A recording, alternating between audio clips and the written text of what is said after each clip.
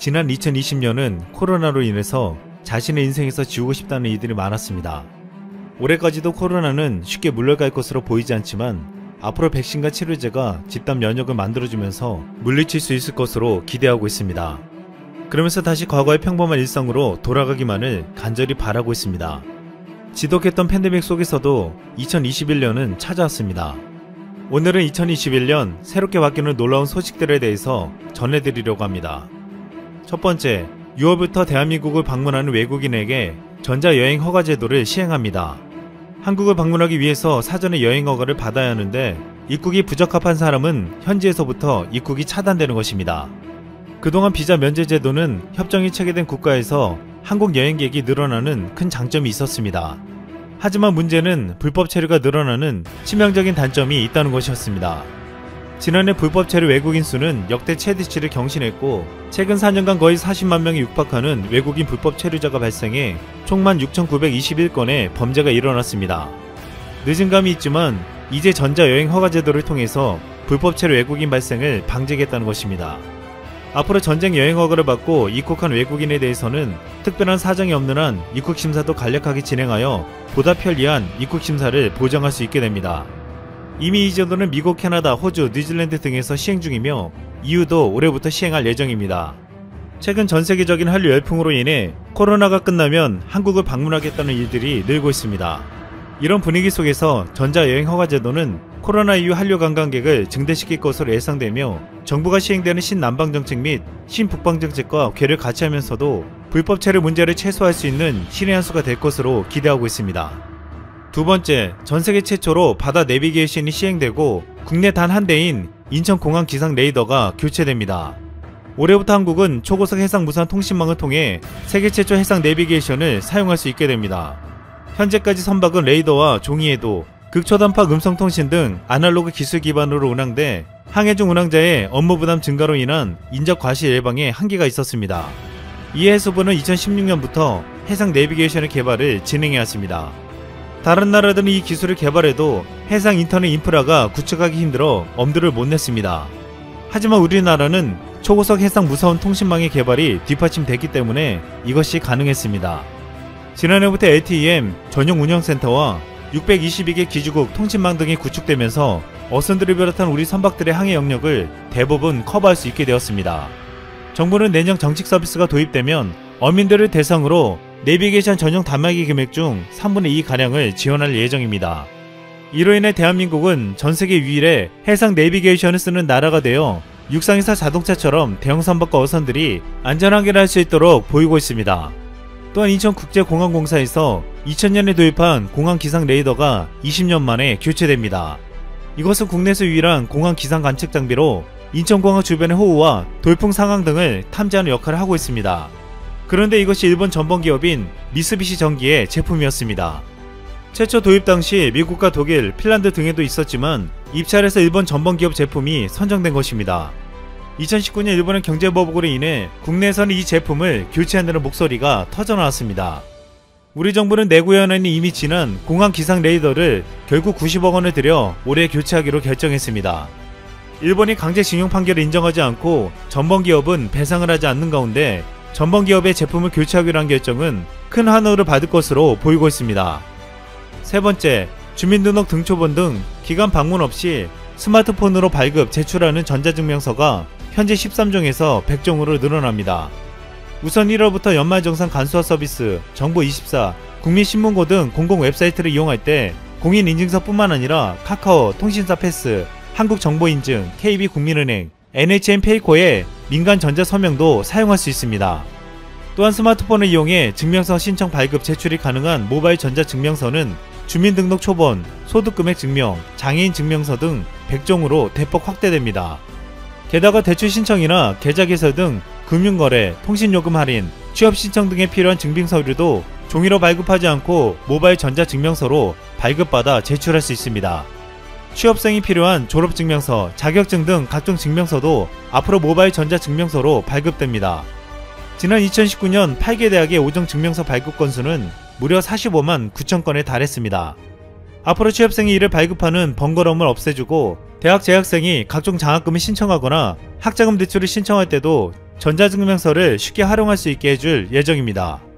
이렇게 2019년부터 시작된 모바일 전자증명서 발급을 우리 정부는 2021년 말에는 가족관계 증명서 등 발급 대상을 300종으로 확대할 계획입니다. 네 번째, 올해부터는 가채중과 온몸 문신한 사람도 현역으로 군대를 가게 됩니다. 국방부는 갈수록 저출산으로 인해 현역 자원이 부족해지자 병역 자원을 확보하기 위해 신체검사 기준을 완화했습니다. 그동안 키가 175cm인 경우 52kg 미만이면 저체중으로 102kg 이상이면 과체중으로 보충역 판정을 받았습니다. 하지만 올해부터는 현역으로 입대해야 합니다. 또한 그동안 온몸에 과다 문신을 한 경우 보충역 판정이 내려졌습니다. 이것도 올해부터는 문신의 부위와 정도에 상관없이 현역으로 군복무를 해야 합니다. 문신에 대한 사회적 거부감 등 부정적인 인식이 과거보다 줄었고 정상적인 군 복무가 가능하다는 판단에 따른 조치라고 군은 설명했습니다. 또한 군복무를 하는 일반 사병의 월급이 크게 올라갑니다. 올해 1월부터 병장기중 봉급이 60만 8,500원으로 지난해보다 12.5%가 인상되었습니다. 또한 월 6회씩 제공되던 군대리아라 불리던 햄버거도 시중 햄버거 세트로 제공될 예정입니다. 다섯 번째, 올해에는 국내에서 지금보다 5배 빠른 5G급 와이파이를 사용할 수 있게 됩니다. 올해 국내에서 본격적으로 6GHz 대역이 사용되는데 이는 기존 와이파이보다 더 넓은 채널폭과 많은 채널수를 통해 5G 이동통신 수준의 데이터 전송이 가능합니다. 정부는 6GHz 대역 와이파이와 5G 등이 연결되는 기술 기준을 세계 최초로 마련함으로써 관련 중소기업들이 6GHz 대역 와이파이 기기 단말, 콘텐츠, 게임 다양한 분야에서 새로운 먹거리를 만들 수 있을 것으로 기대하고 있습니다. 또한 통신의 도로에 해당하는 대역폭을 확장함에 따라 대형 카페, 학교, 역사 등 공공장소나 실내 인구 밀집구역에서 와이파이 먹통으로 불리는 통신 성능 열화가 크게 개선될 것으로 기대되고 있습니다. 이에 따라 올해 상반기에는 삼성의 갤럭시 S21 등 와이파이 6E가 탑재된 휴대폰과 무선 공유기 등도 출시될 예정입니다. 한국은 지난해 모든 열차와 전국 모든 시내버스에 무료 와이파이 존을 설치했습니다. 그동안 전세계에서 모바일 인터넷 속도 1위를 자랑하는 한국은 가장 많은 공공 와이파이 존을 만들었습니다. 그리고 이제 6GHz 대역에 와이파이까지 도입하면서 그 어느 나라도 따라올 수 없는 엄청난 속도의 무료 와이파이를 접하게 될 예정입니다. 마지막으로 한국은 백신과 치료제로 코로나를 가장 성공적으로 극복할 예정입니다. 우리 정부는 최근 모더나 백신 2천만 명분을 2분기부터 공급하기로 합의했고 세트리온에서 국산 코로나 항체 치료제가 나와 경증 환자들에게 조기 투여하게 됩니다. 이처럼 한국은 백신 접종과 치료제를 이용해 코로나를 종식시키고 경제적으로도 안정적으로 회복되어 전세계에 다시 저력을 보여줄 예정입니다. 그동안 수많은 위기의 어려움 속에서 꿋꿋이 버텨온 우리 국민들은 2021년 새로운 해를 보며 새로운 희망을 꿈꾸고 있습니다. 새해 복 많이 받으세요. 이상 쓸멍이었습니다.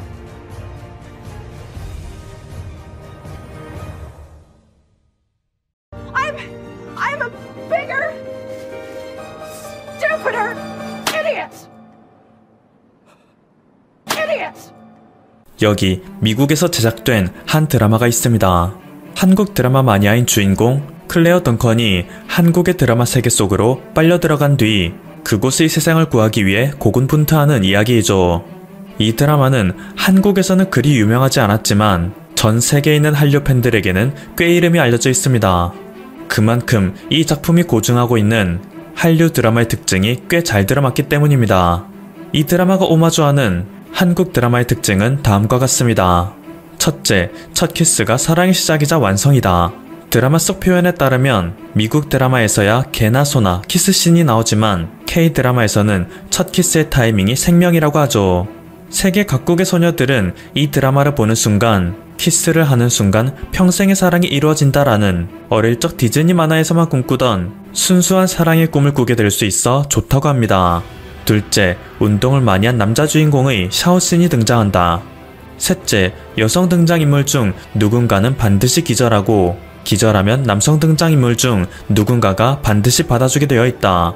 드라마 속에 나오는 남자 배우들은 그가 설령 조연이라고 하더라도 근처에 기절하는 여자가 있다면 구해주는 스윗함을 보여준다고 합니다. 남자가 여자를 보호할 의무가 없다고 여기는 서양의 남성 문화에 비해서 한국의 남성이 더 따뜻하다고 여겨지는 부분이라고 하죠. 넷째, 갑자기 툭 튀어나오는 PPL이 있다. 드라마 속에 빨려 들어간 여주인공은 드라마 속에 뜬금없이 등장하는 화장품 광고로 인해 풀 메이크업을 할 수 있는 기회가 생겼습니다. 그래서 PPL 덕을 톡톡히 봤네 라는 대사를 치는데 한국의 네티즌들 역시 뻘하게 터지는 한국 드라마 속 각종 PPL에 대해서 해외의 드라마 팬들 역시 PPL은 한국의 드라마 속에서 찾을 수 있는 뜻밖의 재미라 느낀다는 것을 알 수 있습니다. 다섯째, 고깃집에서 소주병을 세워놓고 최종 진담을 한다. 삼겹살과 소주병이 함께 있다면 그날 밤 모든 이들은 베스트 프렌드가 될 수 있죠. 이외에도 이 드라마의 남자 주인공은 레스토랑 셰프인데 재벌 2세라는 위치에 있습니다. 그리고 당연히 까칠하지만 속마음은 다정한 성격을 갖고 있죠. 여자 주인공은 전형적인 착하고 성실한 인물입니다. 하지만 이들의 러브라인을 방해하는 이들이 있으니 성격이 나쁘지만 집안이 좋은 서브 여자 주인공과 남자 주인공이 가업을 물려받길 원하는 재벌가 어머니입니다. 이 사이에서 시달리는 여자 주인공을 대놓고 챙겨주는 착하고 멋진 서브 남자 주인공도 있죠. 이렇게 이 드라마는 한류 드라마의 특징을 상당히 잘 묘사하고 있습니다. 그리고 간간히 한지민, 이지아 등 한국에서도 상당히 유명한 배우들이 카메오로 등장하여 이를 아는 해외 드라마 팬들에게 쏠쏠한 재미를 주었죠. 미국의 대표 영화 매체 인디와이어에서는 이 드라마에 대해 한류 드라마를 향한 최고의 러브레터라고 표현했습니다. 그리고 이 드라마는 얼마 전 시즌1에 대한 성원에 힘입어 시즌2 제작 역시 마무리되었습니다. 한국의 유명 배우 하지원, 정만식, K-POP 아이돌 헨리 등 다채로운 배우들이 출연하여 드라마를 빛낼 예정이라고 하죠. 안젤리나 졸리가 소속된 회사 엔데버 콘텐츠에서 이 드라마를 배급하겠다고 나섰을 정도로 이번에 이 콘텐츠에 걸리고 있는 기대는 상당히 크다고 합니다. 그만큼 한류 문화의 파급력이 상상 이상으로 커졌다는 의미겠죠. 실제로 최근 넷플릭스에서는 그동안 아시아 시장을 지배하기 위한 거점으로 한국을 택했던 기존의 전략을 일부 수정하기로 결정했습니다. 원래 넷플릭스는 한국에서 넷플릭스 서비스 코리아라는 법인을 설립하여 OTT 서비스 운영과 가입자 관리, 마케팅 등 한국에서의 전반적인 업무를 담당했습니다. 그런데 지난 9월에는 이와 별도의 법인인 넷플릭스 엔터테인먼트 LTD를 설립하였죠. 이곳에서 주로 하게 될 업무는 각종 오리지널 콘텐츠 제작부터 영화, 드라마, 예능 등 다양한 장르의 콘텐츠 수급과 투자 제작 현장 관리 등이라고 합니다. 그런데 국내 애널리스트들의 분석에 따르면 이것은 넷플릭스에게 있어 선전포고나 다름없다고 합니다. 넷플릭스가 특정 국가에 기존에 운영하던 법인과 다른 별도의 법인을 세운 사례는 영국과 스페인 등이 있는데 영국은 드라마 셜록이 세계적으로 유명하고 스페인은 드라마 종이의 집이 세계적으로 유명하죠. 이렇게 글로벌 히트작이 생기고 앞으로도 전도가 유망한 소프트 파워를 가진 국가에는 넷플릭스에서 별도의 법인을 세워 특별 관리에 들어갑니다. 그리고 넷플릭스는 2015년 이후 한국의 콘텐츠에 1조 원에 가까운 금액을 투자했는데 이로 인한 성과가 가성비와 글로벌 트래픽 측면에서 매우 만족스러웠다는 평가가 나오고 있다고 하죠. 특히 요즘 글로벌 대형 OTT가 치열하게 싸움을 하고 있는 곳은 동남아 시장인데 이 지역에서 시장 상위 10개 트래픽을 한류 드라마가 이끄는 형국이라고 합니다. 그렇게 넷플릭스는 기존의 판단이 옳다는 것에 확신을 가졌고 앞으로 더욱더 많은 금액을 한류 콘텐츠에 투자하겠다는 선전포고로 한류 콘텐츠 전담 법인을 한국에 설립한 것이죠. 이러한 상황은 옆나라 일본도 크게 다르지 않습니다. 제2차 세계대전 당시 일본에는 카미카제라는 자살 특공대가 있었습니다. 그리고 일본의 극우 소설가 야쿠타 나오키는 이 카미카제를 미화시킨 소설 영혼의 제로를 출판하여 500만 부를 팔아치우는 쾌거를 올렸죠. 이 소설은 영화로도 상영되어 총 관객 700만 명을 모으기도 했습니다. 이러한 그답게 그는 트위터에서 혐한 발언 제조기로 유명하여 일본 극우주의자들 사이에서 열렬한 지지를 받고 있습니다. 과거 그는 일본 전철에 한글 표기가 있는 것을 보고 대일본 제국에 대체 왜 한글이 있냐며 구역질 난다는 트윗을 올린 바가 있습니다. 그리고 한 방송에 출연하여서는 한국인들은 인간 쓰레기라는 발언을 서슴지 않았습니다.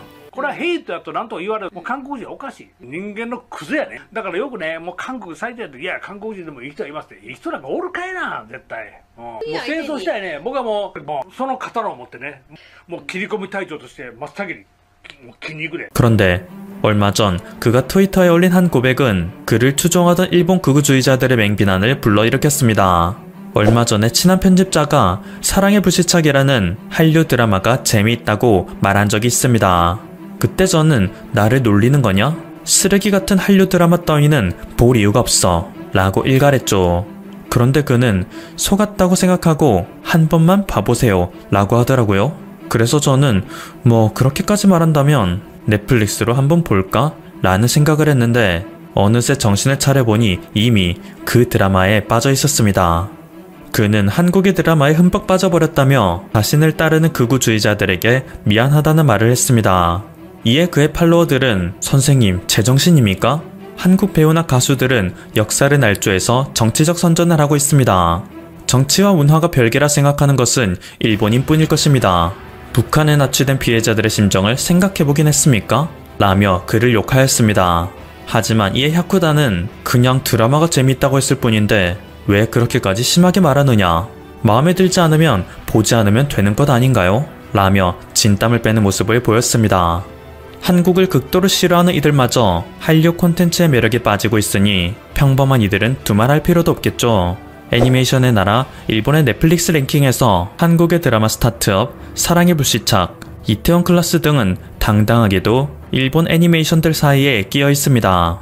일부 매니아들의 문화로만 치부되던 한류 콘텐츠가 이제 일본의 주류 문화로 자리 잡고 있다는 증거인데요. 실제로 젊음의 거리라 불리는 일본 도쿄의 시부야에서는 코로나19로 인해 침체된 분위기 속에서도 한류 콘텐츠의 영향력이 눈에 띄게 돋보입니다. 학교를 마친 일본의 중고등학생들은 교복에 책가방을 맨 그대로 이 지역의 최대 음반 매장인 타워 레코드로 쏟아져 들어옵니다. 현재 사용 중인 8개 층 가운데 무려 5층이 K-POP 전용 코너이기 때문이죠. 자신들이 직접 노래를 만들어 안무를 하는 모습이 멋져요. 스스로를 그룹 세븐틴의 팬이라 외친 여학생 2명이 말했습니다. 또한 그들은 옛날에는 소녀시대나 동방신기가 좋았는데 요즘에는 BTS, 트와이스에 흠뻑 빠져 있어요.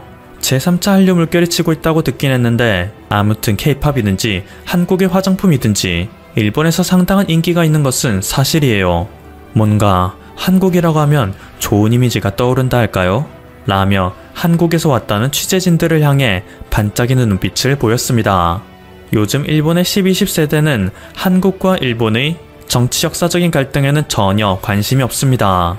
그저 한국은 오샤레한 나라라는 이미지만 확산되고 있습니다. 오샤레는 멋지다, 세련되다, 근사하다 등으로 해석되는 일본 단어인데요. 이 정도가 지나쳐 일본의 대중문화 전문가들은 인류가 한류를 추격해야 한다든지 인류는 한류에게 이미 완패당했다라는 그들로서 보기 힘든 냉정한 평가를 내놓고 있죠. 그만큼 10년 전까지만 해도 한류는 한국을 특별히 좋아하는 사람들의 전유물이었다면 이제는 일본 사회에서 일상적으로 소비되는 유행이 되었다는 것입니다. 한 트렌드 조사 업체의 설문에 따르면 과거에는 프랑스와 이탈리아를 세계 문화의 중심지라 여겼다면 이제는 한국이 신트렌드의 중심지라 여기고 있는 것이 오늘날 일본 젊은이들의 인식이라고 합니다. 지금까지 퍼블튜브였습니다. 여러분의 구독과 좋아요 그리고 알림 설정은 콘텐츠 제작에 큰 힘이 됩니다. 감사합니다.